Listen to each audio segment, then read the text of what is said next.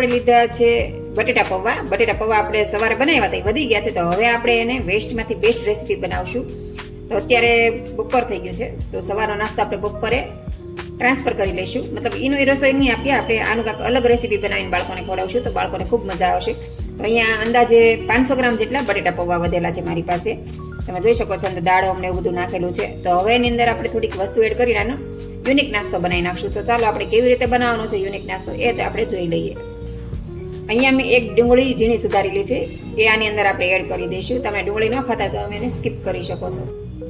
હવે અહીંયા આપણે અડધું બીટ લીધું છે, આને થોડુંક આપણે કલરફુલ બનાવશું, તો એના માટે મેં અડધું બીટ લીધું છે. બીટ ન હોય તો તમે એને સ્કીપ પણ કરી શકો છો. અહીંયા મેં લીંબુ લઈ લીધું છે, બીટવાળા વાસણમાં દીધું છે, એટલે ગુલાબી કલર થઈ ગયો છે.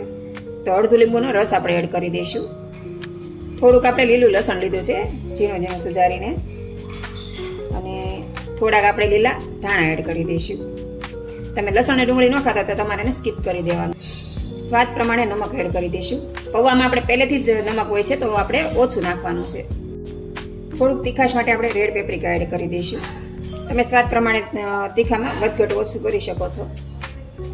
અડધી ચમચી આપણે પેરી પેરી મસાલો લીધો છે, અને અડધી ચમચી આપણે લાલ પેપ્રિકા લીધું છે. મેં આ પેરી પેરી મસાલો લીધો છે, આનો ટેસ્ટ ખૂબ સરસ આવે છે. તમારે તો હવે આપણે બધી જ વસ્તુ સરસ રીતે હાથની મદદથી મિક્સ કરી લેવાની છે.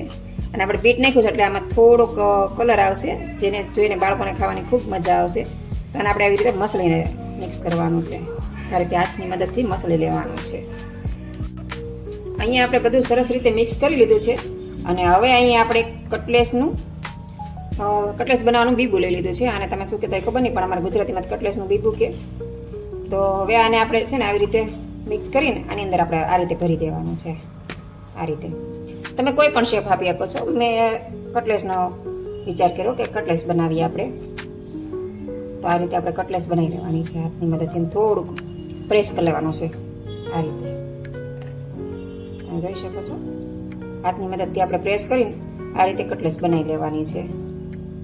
તો આપણે કટલેસ બની ગઈ છે, તેને આપણે હળવે હાથેથી કાઢી લઈશું. આ રીતે હળવે હળવે કાઢી લેવાની છે. બહુ પ્રેસ નથી કરવાનું, નહીતર આપણી કટલેસ છે એ તૂટી જાય, એનો શેપ છે એ ખરાબ થઈ જાય. તો આ રીતે આપણે બધી જ કટલેસ બનાવીને તૈયાર કરી લેવાની. તમે જોઈ શકો છો, આ રીતે આપણે કટલેસ બનાવીને એક ડીશમાં રાખી દઈશું. અને આ રીતે આપણે બધી જ કટલેસ બનાવીને તૈયાર કરી લઈએ. તો આ એકદમ ઇઝી નાસ્તો છે, અને ફટાફટ પણ બની જાય છે, અને બાળકોને ખૂબ મજા આવે છે, અને 100% હેલ્ધી પણ છે. કેમ કે બાળકો બીટને એવું ખાતા નથી હોતા, તો આવી રીતે તમે બાળકોને બીટને એવું ખવડાવી શકો છો, જેથી કરીને બાળકો હેલ્ધી વસ્તુ ખાય છે. હું મારા બાળકોને આ રીતે જ બધી હેલ્ધી વસ્તુ ખવડાવું છું. તમે કઈ રીતે તમારા બાળકોને ખવડાવો છો મને કોમેન્ટ કરીને જણાવજો. અને હું ડેઈલી વ્લોગ પણ બનાવું છું. તમારે કુકિંગની સાથે વ્લોગ પણ જોવો હોય તો મારી ચેનલ નીચે આઈડી મેન્શન કરેલ છે, અને ચેનલનું નામ છે પ્રજ્ઞા કુક એન્ડ વ્લોગ. તેમાં તમે વિઝિટ કરજો, અને મારી રેસીપી તમને કેવી લાગી એ પણ મને જણાવજો. વિડીયો પસંદ આવે તો તમારા ફ્રેન્ડ સર્કલમાં ચોક્કસથી શેર કરજો. તો આપણી કટલેસ ફટાફટ બનીને તૈયાર થવા માંડી છે. તમે જોઈ શકો છો, આને કાઢી બહુ ઇઝી છે, જરા પણ અઘરું નથી. અને તમને કટલેસનો શેપ ન ગમે તો તમે બીજો પણ શેપ આપી શકો છો, પણ બાળકોને આવા શેપ વધારે પસંદ હોય છે, એટલે હું આ ટાઈપનું બનાવું છું. અને આવી નવી રેસીપી જોવા માટે મારી ચેનલને સબસ્ક્રાઈબ કરવાનું ભૂલતા નહીં, અને બેલ આઇકનને ઓન કરી દેજો, જેથી કરીને હું કોઈ પણ નવી રેસીપી મૂકું તો તમને તરત નોટિફિકેશન મળી જાય. તો આ કટલેસ છે ફટાફટ બની જાય છે. તમે જોઈ શકો છો, આપણે થોડી જ વારમાં કેટલી 5 કટલેસ ફટાફટ બનાવી લીધી છે. તો ચાલો ફટાફટ આ જ રીતે આપણે બધી જ કટલેસ બનાવીને તૈયાર કરી લઈએ. કટલેસ બનીને રેડી થઈ ગઈ. આપણે અહીંયા પેન લીધી છે, ને પેનની અંદર આપણે થોડુંક બટર લગાવી દઈશું. આપણે આને શેલો ફ્રાય કરવાનું છે. બટરમાં પેન પહેલેથી જ ગરમ કરી લીધી છે.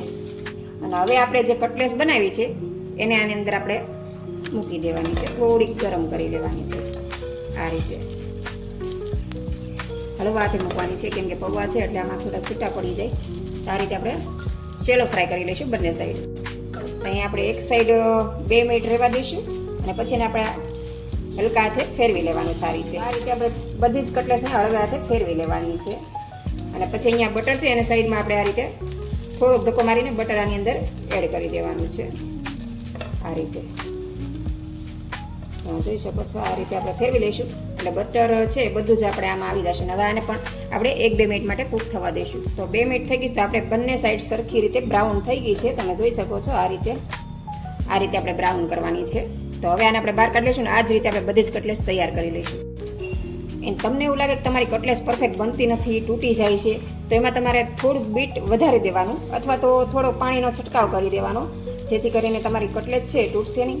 કેમ કે આપણે આમાં લસણ ને એવું બધું નાખ્યું હોય એટલે થોડુંક મોટું સુધારેલું છે, એટલે થોડીક કટલેસ તૂટવાની સંભાવના રહે. કેમ કે આપણે આમાં ધાણા ને એવું બધું નાખ્યું હોય તો થોડોક પાણીનો છંટકાવ કરી દેવાનો અથવા બીટ એડ કરી દેશો ને તો પૌવા છે થોડાક પલળી જશે, જેથી કરીને તમારી કટલેસ છે એ તૂટશે નહીં અને એકદમ પરફેક્ટ રીતે બનીને તૈયાર થઈ જશે.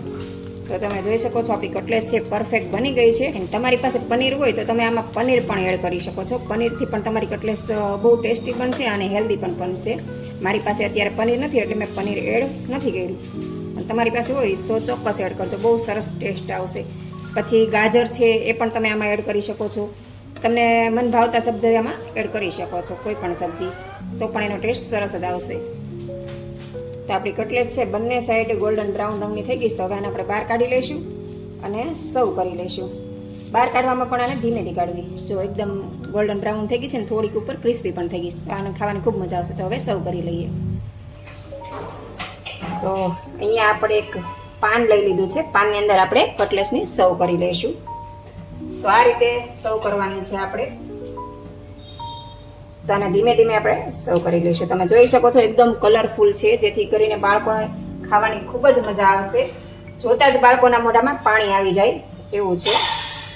તો આ રીતે આપણે ધીમે ધીમે સર્વ કરી દઈશું. તો આ રીતે આપણે 3 કટલેસ લઈને સર્વ કરી દીધી છે. અને હવે આપણે એની પર થોડુંક ચીઝ એડ કરી દેવાનું છે. તો હું આ રીતે થોડુંક ચીઝ એમાં એડ કરી દઈશ. આ રીતે બાળકોને ચીઝ ખૂબ જ પસંદ હોય છે, તો આ રીતે આપણે થોડુંક અમથું ગાર્નિશિંગ માટે ચીઝ એડ કરશું. તમારી પાસે ચીઝ ન હોય તો તમે એને સ્કીપ પણ કરી શકો છો, ન પસંદ હોય તો પણ એને તમે સ્કીપ કરી શકો છો. આ બાઉલમાં પણ મેં થોડુંક અલગ બનાવ્યું છે. આમાં કટલેસ છે ને કટલેસની સાથે મેં થોડીક વેફર એડ કરી છે, થોડુંક ફરાળી ચેવડો એડ કર્યો છે અને ઉપર ચીઝ એવું બધું એડ કરીને આ રીતનું બનાવી દીધું છે. તમને બાળકોને આ રીતે કટલેસ ન દેવી હોય તો આ રીતે પણ તમે બનાવી શકો છો. નીચે કટલેસ ને ઉપર ચેવડો, વેફર ને ઉપર ચીઝ એડ કરીને સરસ રીતે બનાવીને બાળકોને આપી શકો છો. ત્યાર છે આપણો એકદમ હેલ્ધી અને ટેસ્ટી બાળકોને ભાવે એવો નાસ્તો. તમે આ નાસ્તો બનાવો, ખાઓ અને તમારો અનુભવ મારી સાથે શેર કરો. વિડીયો પસંદ આવે તો લાઈક, શેર અને સબસ્ક્રાઈબ કરવાનું ભૂલતા નહીં. Thank you.